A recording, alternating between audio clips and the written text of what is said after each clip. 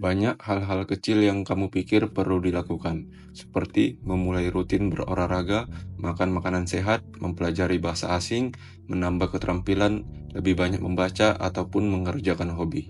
Bukannya malah menghabiskan waktu dengan scroll media sosialmu. Namun, terkadang untuk mencapai tujuan, kamu harus menjadi orang yang berbeda. Seseorang yang konsisten, disiplin, ulet, dan bertekad kuat.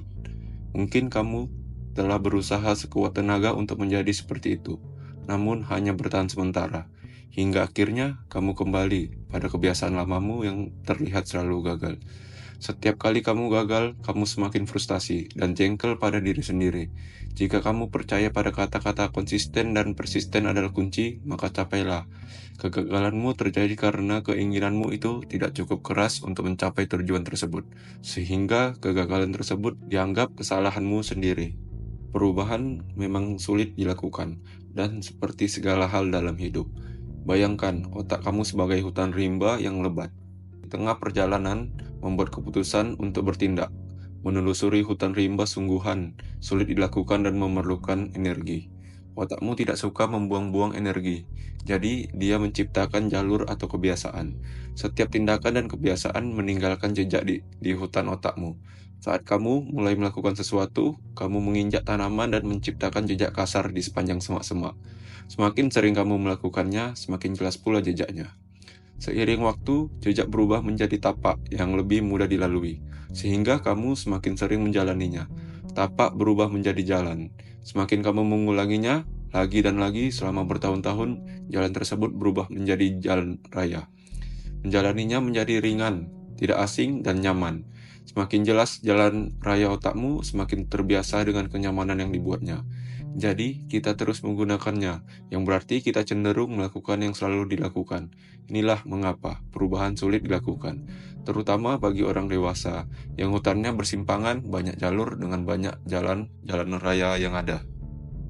Untuk memahami bagaimana semua jalan raya itu dibuat, kita perlu membedakan dua hal, rutinitas dan kebiasaan. Rutinitas adalah urutan tindakan yang pengerjaannya selalu sama, karena itu selalu membuahkan keberhasilan untukmu.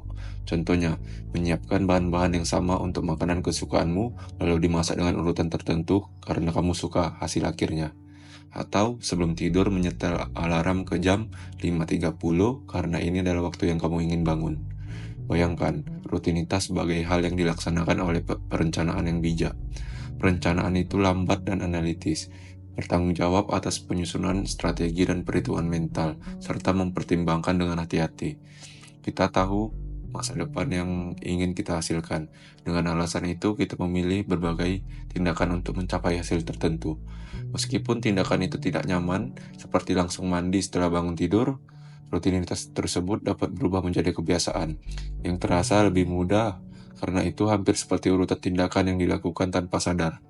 Kamu begitu sering melakukannya, hingga otakmu menganggapnya sesuatu yang bermanfaat dan sebuah respon yang baik dalam keadaan tertentu. Jadi, sebuah kebiasaan membuatmu merasa dalam keadaan bergerak otomatis. Kamu tidak perlu meyakinkan dirimu untuk melakukan sebuah kebiasaan. Kamu melakukannya tanpa sadar. Hal penting tentang kebiasaan, mereka dapat berjalan berkat pemicu, isyarat yang bisa jadi satu hal atau kejadian lengkap yang memberikan otakmu sinyal untuk memulai perilaku atau tindakan. Kamu telah memiliki banyak pemicu dalam hidupmu, seperti saat melihat ponselmu. Kamu hampir selalu membuka kunci layarnya, atau saat membeli kopi sebelum berangkat kerja. Kamu juga membeli kue, meskipun kamu tidak begitu lapar. Kebiasaan dilakukan oleh seorang yang impulsif. Kebiasaan merespon pada keinginan terdekat berdasarkan apa yang ada di sekitar tanpa mempertimbangkan tujuan jangka panjang apapun. Bagi kebiasaan, tidak ada yang namanya masa depan dan ia benci kerja keras.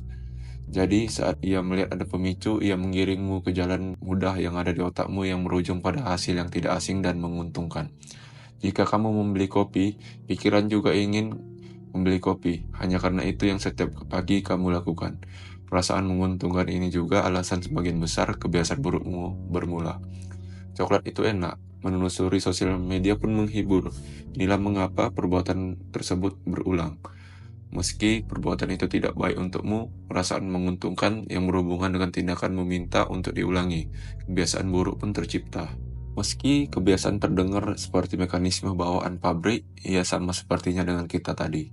Dan sebenarnya mereka seringkali bekerja sama. Kamu memerlukan perencanaan bijak untuk pemikiran besar, tetapi membiarkan kita mengerjakan segala sesuatunya terlalu menguras energi. Mengalihdayakan tugas biasa dan berulang kepada kebiasaan. Yang dikelola oleh kebiasaan membuat otakmu mengelola kehidupan sehari-hari dengan mudah, sambil menghadapi tantangan mental yang rumit. Jadi, jika kita ingin berubah dan mengenalkan kebiasaan baru ke hidup kita dapat memanfaatkan mekanisme penyimpanan energi agar lebih mudah. Kita akan fokus ke hal-hal kecil, bukan hal-hal besar. Meningkatkan hidup sedikit demi sedikit itu jauh lebih baik daripada ingin membuat banyak perubahan, tapi tidak mengubah apapun. Terutama karena perubahan kecil dapat berarti besar seiring berjalannya waktu. Jika kamu ingin berubah dengan lebih mudah, cara terbaik mungkin bukan memaksanya dengan tekad, tapi dengan meyakinkan otakmu bahwa perubahan itu hal yang mudah. Dengan menciptakan rutinitas baru, lalu mengubahnya menjadi kebiasaan. Kamu ingin merencanakan rencana bijakmu untuk menciptakan jejak pertama. Misalnya, kamu ingin berolahraga agar lebih sehat. Tujuan yang umum, hal pertama adalah menjabarkan tujuan yang kurang jelas ini menjadi tindakan terpisah yang jelas. Karena tujuannya adalah membuat tindakan itu sendiri menjadi mudah. Begitu kecilnya, sehingga sanggup dilakukan, dan begitu spesifik, sehingga kamu tidak perlu berpikir sulit. Contohnya lagi, tindakan yang nyata dan dapat dikendalikan bisa saja melakukan 10 kali push up setiap pagi. Jadi kamu bisa mulai dengan mencoba menciptakan rutinitas termasuk pemicu jelas yang dapat dipicu oleh si otak nanti. Ingat, pemicu hanya sekedar sinyal yang selalu kamu kaitkan dengan tindakan. Pemicu bisa jadi objek visual seperti melihat objek tertentu, misalnya baju olahraga kamu, atau waktu tertentu atau tempat khusus seperti taman. Atau yang lebih baik gabungan dari semua itu, hal yang penting adalah memulai tindakanmu dalam konteks spesifik. Pemicu ini adalah tombol nyala yang memulai tindakan secara otomatis. Jadi, untuk menetapkan kebiasaan berolahraga di rumah yang dimulai dengan 10 push up, kamu bisa memastikan untuk selalu melakukannya dengan memakai perlengkapan olahraga kamu di tempat dan waktu yang sama. Seperti kamu memiliki pemicu atau tindakan yang perlu dilakukan selanjutnya hanya mengulangi secara teratur dan terus-menerus setiap hari. Jika diteruskan, tindakan itu akan berubah menjadi rutinitas. Terus, setelahnya kebiasaan. Dari jejak menjadi jalan raya, jangan salah, push up masih membutuhkan energi untuk dilakukan. Tapi, keputusan untuk melakukannya akan berubah dari melakukan tugas menjadi bagian keseharianmu. Meski sederhana, hal ini tidak mudah. Banyak hal yang ingin kamu ubah menjadi kebiasaan. Tidak menawarkan banyak kepuasan instan sebanyak menghabiskan waktu di sosial media. Untuk membuat tindakanmu lebih mudah untuk diulangi dan lebih berpeluang untuk dipicu oleh si otak tadi, coba buat tindakan itu menyenangkan. Mungkin dengan menghadiahi diri sendiri setelah melakukannya. Dengan membuat tindakan atau kebiasaan itu sendiri lebih menyenangkan.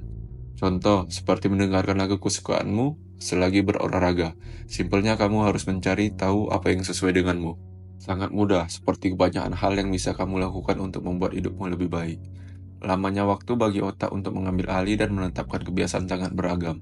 Itu tergantung pada kebiasaan yang ingin kamu biasakan, jenis kepribadianmu, tingkat stresmu, dan lain-lain. Butuh antara 15 hingga 100 hari hingga kebiasaan baru dimulai secara otomatis oleh pemicunya. Kamu tidak akan tahu waktu yang dibutuhkan untukmu. Memulai adalah bagian yang mudah, terutama dalam 1-2 minggu pertama. Melanjutkan setiap hari adalah bagian yang tersulitnya. Tapi, akan semakin kamu lanjutkan, maka semakin mudah. Tidak ada senjata pamungkas untuk membangun kebiasaan baru. Tidak ada cara cepat untuk berubah. Perubahan dilakukan perlahan, tapi dengan fokus hal-hal kecil. Fokus pada detail kecil dan jalani satu langkah kecil pada satu waktu. Kesimpulannya, perubahan kebiasaan umumnya sulit dilakukan karena otak cenderung mengikuti jalan yang sudah terbentuk atau kebiasaan lama untuk menghemat energi. Untuk menciptakan kebiasaan baru, mulailah dengan langkah kecil yang spesifik. Gunakan tujuan yang jelas, ulangi secara konsisten, dan buat prosesnya menyenangkan. Fokus pada perubahan kecil setiap harinya, karena perubahan bertahap lebih efektif daripada memaksakan perubahan besar sekaligus terhadap diri sendiri.